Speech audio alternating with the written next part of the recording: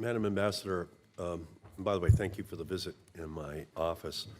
I sent you a letter on May 3rd, along with Senators Merkley and Whitehouse, asking about your family's nearly $1 billion coal investments and how they might conflict with any climate change discussions that you would have a potential role in at the United Nations.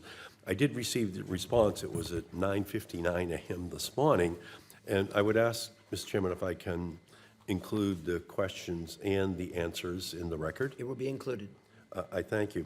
But your responses actually don't go to the question which is at the heart of the issue, which is whether or not there is a conflict. And from my perspective, I think it's important for the American people to know that those who are performing their duties can do so in a way that doesn't have that kind of a conflict. So I guess my first question to you is, do you believe that your family's coal assets would cause a reasonable person to question your impartiality in matters related to the Paris Agreement, that is the United Nations Framework Convention on Climate Change, or any other climate issue which is being considered at the United Nations? Thank you, Senator, and thank you for this exact conversation in your office and for the opportunity to have that discussion with you one-on-one.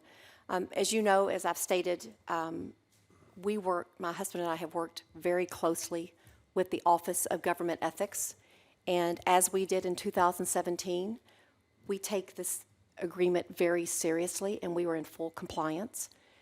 We have also, again, worked very closely with the Office of Government Ethics, developing the 2019 ethics agreement and our commitment to abide by each part of this ethics agreement, which we will do. And I give you my word that wherever there is any doubt in my mind, as I often did with my 2000 agreement, I will be calling upon the legal counsel provided by the State Department. I guess I'm asking you, though, not your legal counsel, will you recuse yourself from any fossil fuel-related discussions in terms of their impact on climate change in your tenure at the United Nations?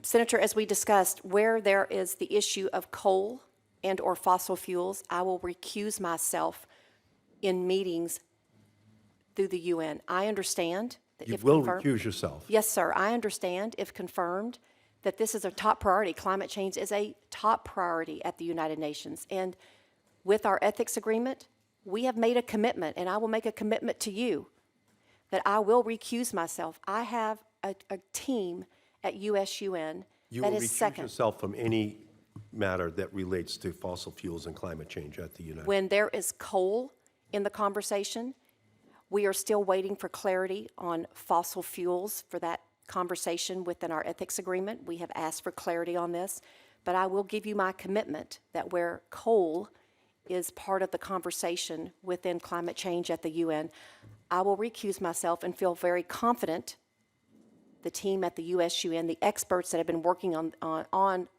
the climate change issues, specifically fossil fuels and coal, that I feel very confident that they will be able to take my place. Does your family have oil and gas interests as well? I am not aware. I do not know what our interest. Okay. Well, if that was the case, would you recuse from those areas as well? If our ethics agreement called for me to recuse myself, absolutely. I will be in full compliance, I give you my word, with our ethics agreement. And as you know, the United Nations at the end of 2018 concluded that climate change is now an existential threat to the planet, and our own scientists, 13 federal agencies, concluded in November of 2018 that with business as usual, the planet will warm by 9 degrees Fahrenheit by the end of this century, and our oceans could rise by 11 feet. So this is clearly a very important issue, and at the heart of it, the scientists believe, is the role that fossil fuels and human activity are playing in it. Do you think that the United States can effectively steer the debate on climate change if we're the only country that's withdrawn from the Paris Agreement?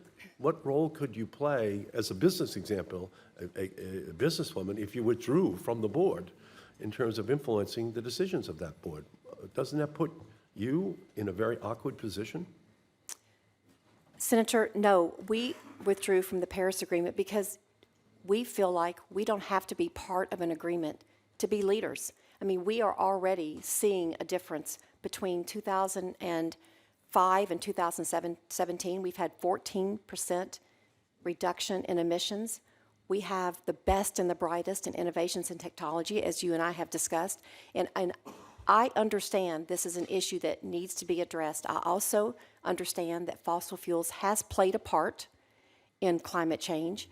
And if confirmed, Do you agree with the U.S. scientists that say that it's largely because of fossil fuels and human activity? That's just in November of 2018, and it's every federal agency.